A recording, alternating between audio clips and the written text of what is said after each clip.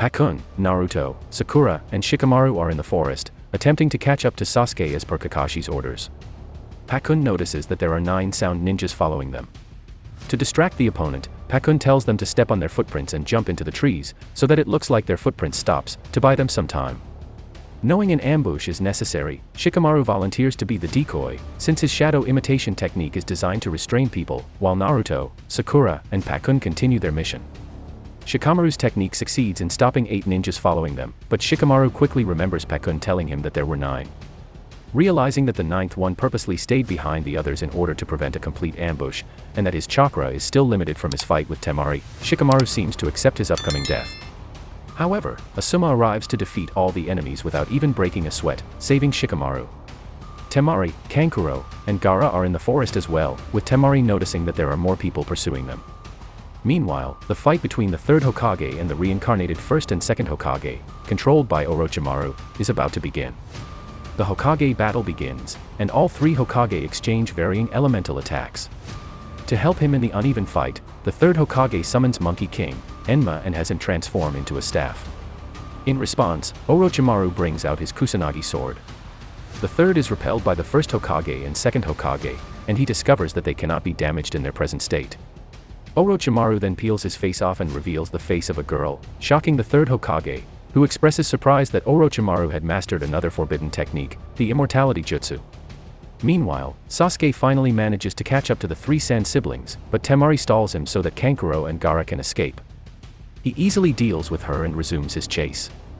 At the Hokage battle, Orochimaru shows the 3rd Hokage the fruits of his quest to gain immortality.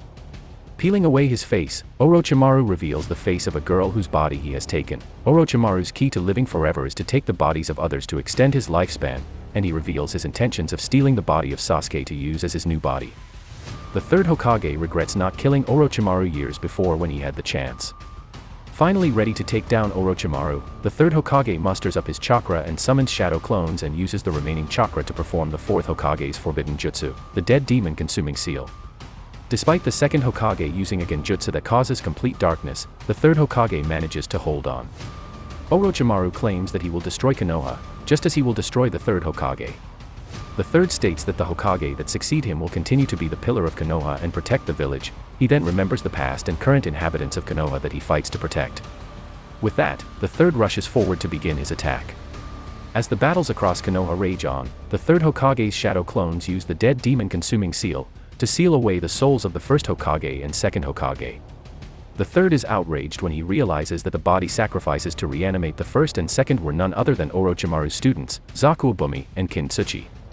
The 3rd then rushes at Orochimaru, ready to seal away his soul as well, though he is stopped as Orochimaru's Kusanagi stabs him in the back, which Enma fails to prevent.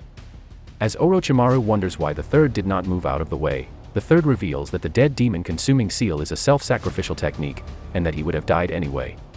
Meanwhile, Sasuke again catches up with Gaara, and Kankuro prepares to hold Sasuke off while Gaara escapes with Temari. Before they can begin, Shino arrives to fight Kankuro, telling Sasuke that he has unfinished business since their match never happened, thus allowing Sasuke to proceed pursuing Gaara. Kankuro attacks Shino with his puppet, using its many hidden weapons to catch Shino by surprise. Shino is able to dodge the attacks through the use of his bugs, though he eventually makes the mistake of inhaling poison by the puppet's poison gas bomb. As the battle goes on, Shino directs his bugs to Kankuro's location. They consume his chakra once they get there, causing Kankuro to collapse. With the battle won, Shino also collapses due to the poison in his system. Gaara awakens as Sasuke catches up to them, and Gaara sends Temari flying.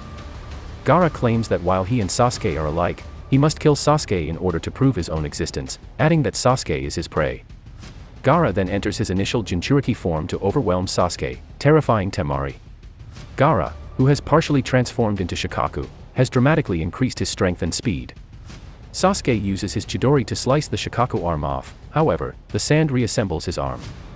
Wounded once more and in pain, Gaara only becomes more determined to kill Sasuke.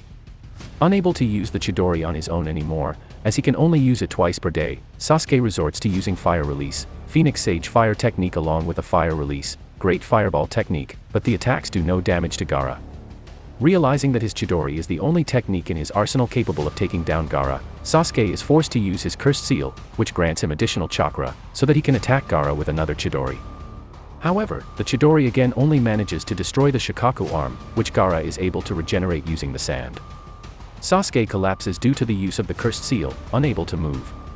As Gaara rushes forward, prepared to kill Sasuke, Naruto arrives, kicking Gaara in the face. Sakura and Pakkun also arrive. Seeing Sakura's determination to protect Sasuke, Gaara remembers his childhood with his uncle, Yoshimaru. They talked about pain, with Yoshimaru explaining to him that the pain dealt to the heart takes the longest to heal, and the only cure to such wound is love. Gaara, in time, made a deep bond with his uncle, feeling the pain going away with Yoshimaru's love. One night, after he accidentally killed a drunk, who looked at Gaara as if he was a monster, Gaara was attacked from behind by an assassin. Gaara's sand protected him as always, and he in turn, attacked the assassin. After taking out the assassin, Gaara went to check on his attacker's identity, shocked to discover that it was none other than his uncle. In the present, Naruto is now standing in front of Sakura and Sasuke, ordering Gaara to let them go. When Gaara asks who Sasuke and Sakura are to him, he states that they are his friends, and that he will pulverize Gaara if he continues to hurt them. Gaara responds by hurting Sakura, and asks why Naruto hasn't pulverized him yet. Naruto clenches his fists and rushes towards Gaara. As Gaara continues to reminisce about Yoshimaru, he remembers Yoshimaru's defeat and attempted suicide bombing. Yoshimaru tells him that Gaara's father, the fourth Kazekage, ordered him to kill Gaara. He also adds that while he could have refused the order, he wanted to kill Gaara, because he hated Gaara for causing his sister's death. Yoshimaru then opens his flak jacket and reveals explosive tags on his torso, which detonates. Although he was able to survive the blast, Gaara lost the only person who he thought ever cared for him, who revealed that he never did love him at all. From that point on, Gaara came to love and care about only himself, and started living off of killing others, believing that to be the purpose of his existence. Returning to the present day, Gaara quickly restrains Sakura with a claw made of sand and slowly squeezes her. He detaches the arm holding Sakura and regenerates it, and continues to transform further into Shikaku. Now having no more humanoid features, Gaara resolves to kill Naruto as well, all the while telling Naruto that he must fight for himself and not for his friends.